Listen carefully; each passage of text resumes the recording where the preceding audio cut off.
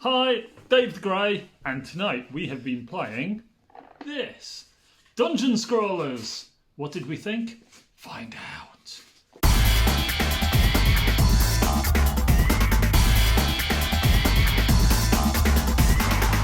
So, Dungeon Scrawlers. It's not a scroll and write.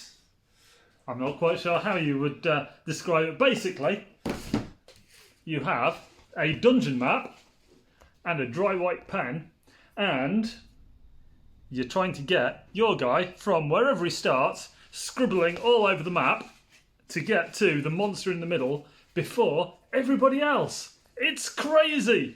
And to be honest, I'm not a great fan of roll and writes. I kind of play them just to be sociable. This looks a little bit kiddie. You know, it's actually, ignore all of that, it's actually a ton of fun, even for a grumpy old man like me, who likes proper D&D with D20s and what's all this nonsense. It's actually a whole load of fun. And you get to draw all over stuff as quick as you can, so there's loads of pressure to try and cover up as much stuff as possible. And then you get to the end and somebody's got to the boss before you. Every single time, Ange. Every single time. It drives you nuts. But yeah, I really enjoyed it, even though it turns out that I'm really bad at it. I'll let somebody who is better at me. Better at talking. I will let somebody who is better at talking explain the actual rules, because I don't think I really understood them, to be honest.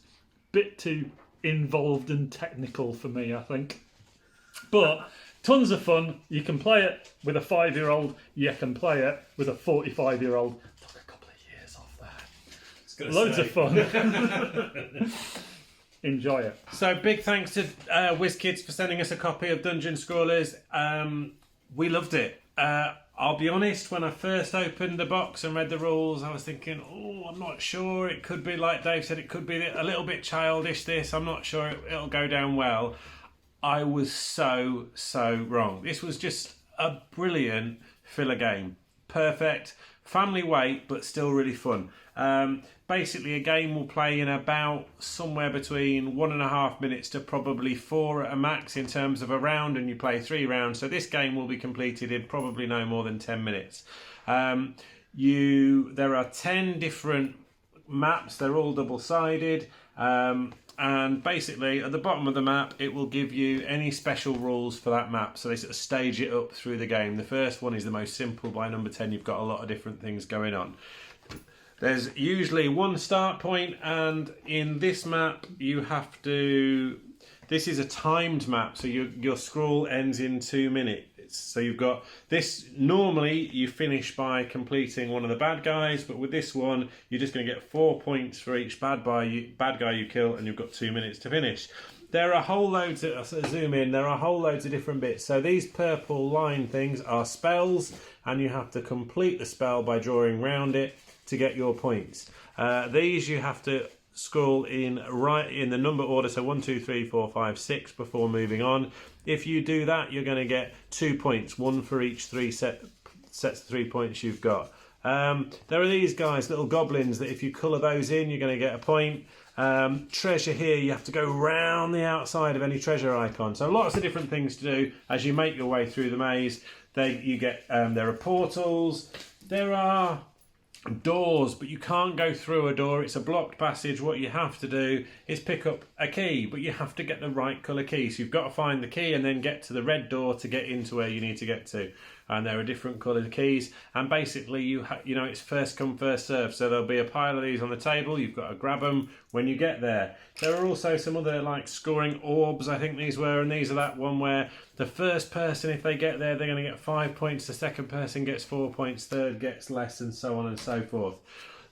So kind of scales up, so by the end on your 10th level there's a lot going on, but the reality is even I think 6-7 year olds would comfortably pick this up because it's well within their wheelhouse. And the fact that it stages up and each new map introduces the new things So it's done really, really well. You can also throw in, and we did this and we really enjoyed this. Really nice cards, by the way. But you can give yourself a character at the start, and each character, as always, has got a special ability. So if you're the barbarian, whenever you're fighting monsters, you only need to cover their head, because a barbarian's just going to club their head in and move on.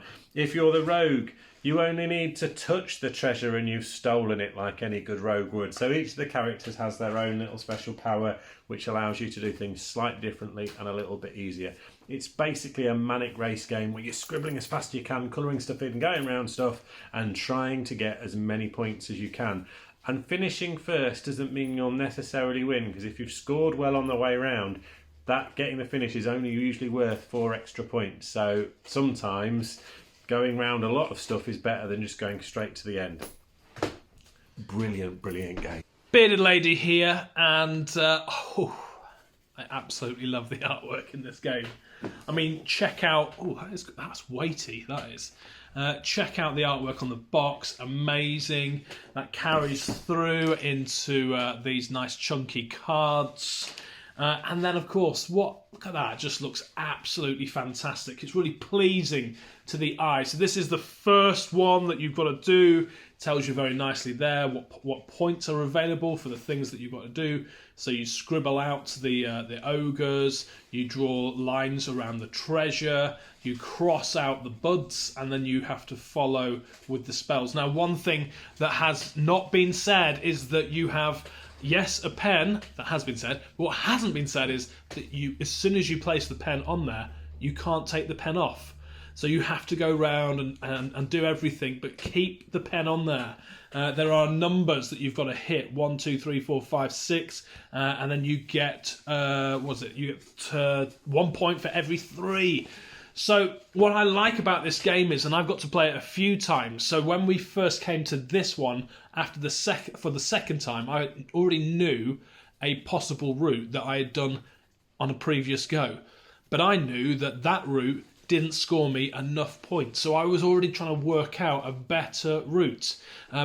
So there's replayability in this, because all the time you're trying to better from the last game, and of course because you're playing different rounds, even if you score poorly on this round, you may be able to make up better points on this round. There was one round where all of us, because you can't take your pen off, all of us were like, I'm stuck up in one corner, I've got to go back over myself again. Lots and lots of fun. So a great filler game, and actually one that I think, you know, sometimes how you have favourite filler games that you would come back to time and time again. This, for me, is one of those games. I would come back to this game over and over again because of the replayability, because of the fun and the interaction, the banter that can be had around the table, and also because it can be played with proper gamers, but also as a gateway and with younger players as well. So a huge double thumbs up for me for this game. Check it out.